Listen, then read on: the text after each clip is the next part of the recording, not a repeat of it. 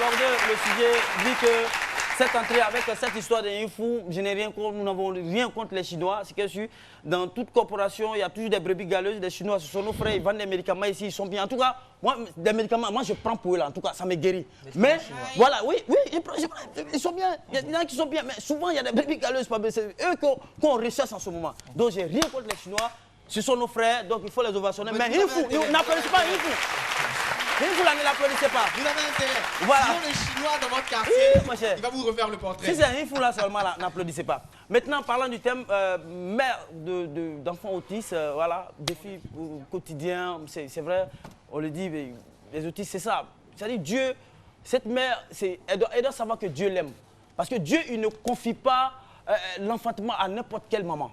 À partir du moment où on lui confie la responsabilité de prendre, de se charger, de prendre soin de cet enfant autiste-là, franchement, ça veut dire que quelque part, il y a l'amour de Dieu qui est là. Dieu dit, ah, comme toi tu es bien, tu es une bonne maman, tu peux prendre soin de l'enfant, tu vas même pas regarder toutes les humiliations, les critiques, je te confie cet enfant et il veut dire que c'est une mission divine. C'est ce qu'elle doit mettre dans la tête. Et donc, tout le monde, c'est ça. Wow. Ouais. Et on devient, tout le monde, on n'est pas mère qui veut, mais mère qui pourra. Parce que c'est ça, une mère, c'est pourquoi on dit mère. Même quand vous voulez la mission pour demander les bénédictions à votre maman, vous ne dites pas ma mission, vous dites mère, j'ai besoin de mère. Mère. Donc une mère est différente d'une maman.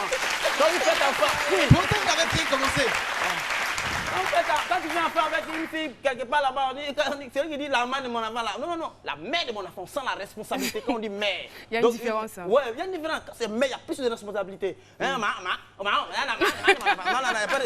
Donc, c'est que les autistes, vous l'avez dit, c'est pas facile d'être mère d'un enfant autiste. Vous savez que c'est une maladie qui freine un peu le développement neurologique, le cerveau, les nerfs, la moelle épinière, tout ça. Donc ça retarde un peu ce fonctionnement-là. Donc c'est des êtres humains comme tout autre. C'est des êtres humains. Donc ils ont besoin de l'affection des mamans, de nos proches. Si toi-même ton propre enfant, tu te moques de lui, les gens viennent, ils travaillent avec lui, on dit où est ton enfant? Ça aide là-bas. C'est pas les autres vont considérer ça. Non. Donc vous donnez cet amour-là à l'enfant. C'est pourquoi.